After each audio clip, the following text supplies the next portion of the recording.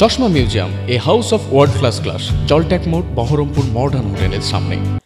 মুখ্যমন্ত্রী মমতা বন্দ্যোপাধ্যায়ের অনুপ্রেরণায় রাজ্যের প্রতিটি গ্রাম ও শহরে শুরু হয়েছে আমাদের পাড়া আমাদের সমাধান কর্মসূচি।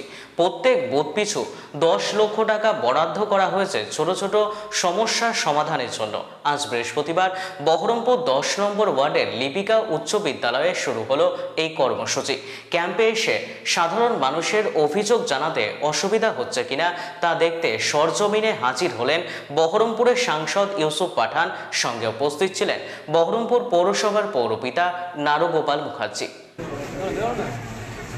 हो रहे वो बहुत अच्छे से हो रहे हैं और अभी जो यहाँ पर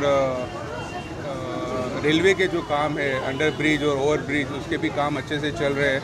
17 से 18 जो अंडर ब्रिज और ओवर ब्रिज का काम है वो नेक्स्ट 3 महीने में कंप्लीट होगा और जो बेलडंगा का जो ब्रिज का काम है वो टेक्निकल काम के लिए रुका हुआ है, वो भी मेरे ख्याल से नेक्स्ट 3 महीने या 4 महीने में उसका सॉल्यूशन आएगा और उसके बाद 6 महीने में वो काम भी हो जाएगा। यहाँ पर जितने भी डेवलपमेंट के काम है वो कभी रुकने वाले नहीं है और होते रहेंगे।